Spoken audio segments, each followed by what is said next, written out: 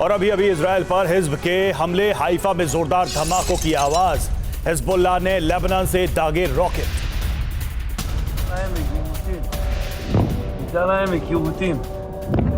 בסיס חיל האוויר רמת דוד, יירוטים. בסיס חיל האוויר רמת דוד, יירוטים. וואי וואי וואי.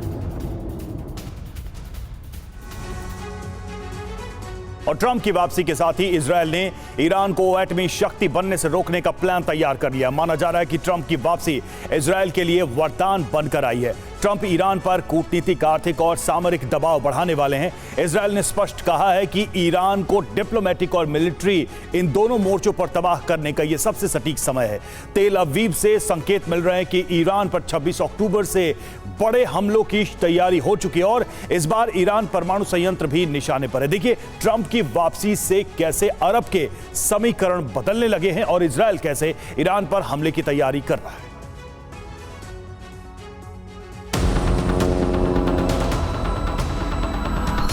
וטוב שהיא קמה. ידידי וחברי שר החוץ, שר. פירוס אונها هستند در این صحنه.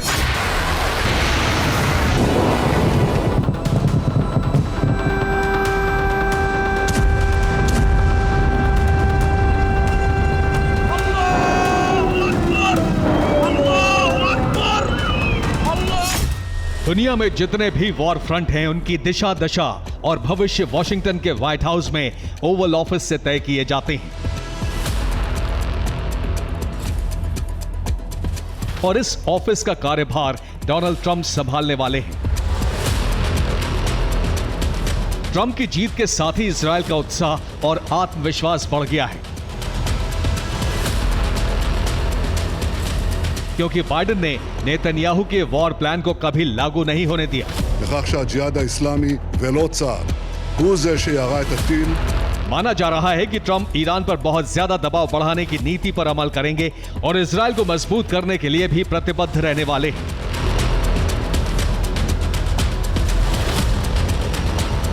जबकि बाइडेन अरब के समीकरण साधने के लिए कुछ प्रतिबंधों के साथ इजराइल का साथ देते रहे।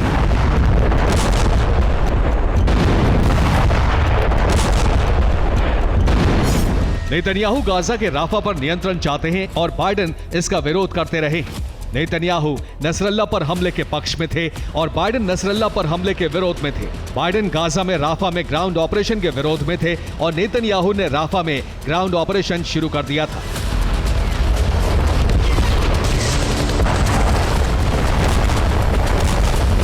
इसीलिए बाइडेन ने नेतन्याहू को झूठा और मक्कार कहा था।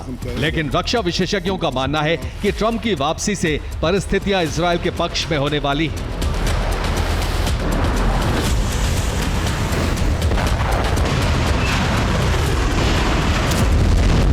यूरोप के कई रक्षा विशेषज्ञों ने कहा है कि अरब में तूफान आने वाला है और अब ईरान के नेताओं को सोते हुए भी एक आंख खोली रखनी होगी।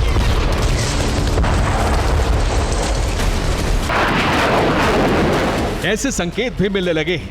इजराइल के नए रक्षा मंत्री और नेतन्याहू के करीबी इजराइल काट्स ने कहा है कि ईरान पर डिप्लोमेटिक और मिलिट्री हमले करने का सटीक समय आ गया है। इस वक्त ईरान सबसे कमजोर हालत में है। उसके परमाणु संयंत्रों पर हमले करने का इससे अच्छा वक्त नहीं हो सकता। लेबनान में युद्ध विराम करना अभी सही रणनीतिक फैसला नहीं होगा।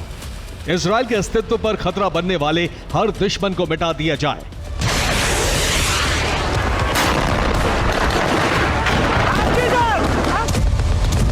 इजरायली रक्षा मंत्री के बयान का मतलब है कि अब ईरान को परमाणु शक्ति बनने से रोकने का समय है और लेबनान में हिजबुल्लाह के खात्मे तक जंग जारी रहेगी।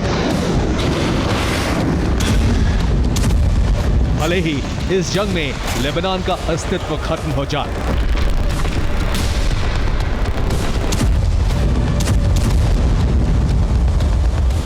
रिपोर्ट है कि 26 अक्टूबर को जब इजराइल ने ईरान पर हमले किए तब भी नेतन्याहू पर आंतरिक दबाव था कि ईरानी परमाणु संयंत्रों पर हमले किए जाएं।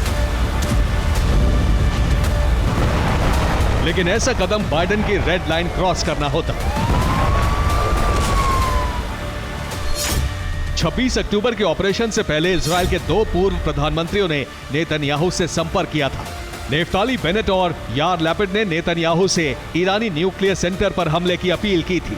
तब सेना को सिर्फ 20 मिसाइल प्रोडक्शन सेंटर और एयर डिफेंस सिस्टम सेंटर पर हमले का आदेश दिया गया था।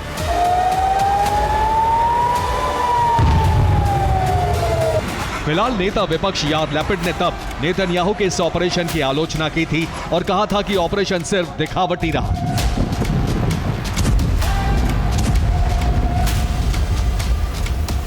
लेकिन ट्रंप की वापसी के साथ ही यह माना जा रहा है कि इजराइल अगले ऑपरेशन में ईरान के परमाणु कार्यक्रम को तबाह करने के लिए हमले कर सकता है। ट्रंप की वापसी के साथ ही ईरान भी बड़े हमलों की आशंका में है और डिफेंस की तैयारी शुरू कर दी है।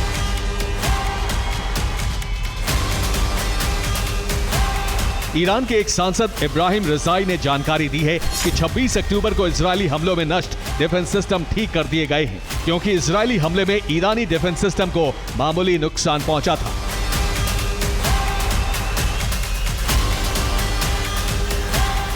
डिफेंसिव तैनाती करने के साथ साथ ईरान ने इजरायली हमलों से बचने के लिए अंडरग्राउंड ऑपरेशन शुरू कर दिया है।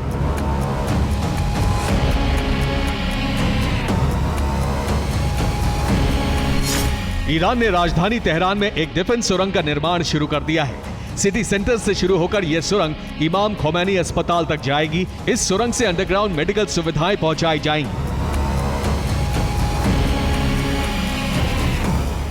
ईरान हमलों से बचने की तैयारी में जुटा है और ट्रंप की वापसी के साथ ही अरब में अमेरिका के समीकरण बिगड़ने लगे हैं।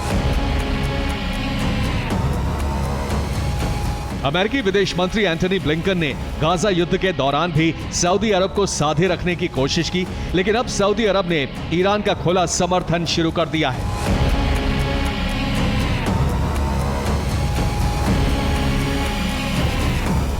सऊदी के क्राउन प्रिंस मोहम्मद बिन सलमान ने इजरायल को नरसंहार का दोषी बताया है।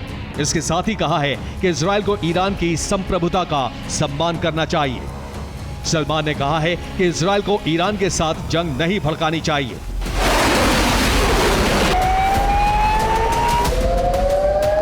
ट्रंप की वापसी के साथ ही अरब में डिप्लोमेसी की लहर उलटने लगी है और अगर ऐसे हालात में इजरायल ने ईरान के परमाणु संयंत्रों पर बारूद बरसाया तो अरब में महासंग्राम का विस्फोट तय माना जा रहा है।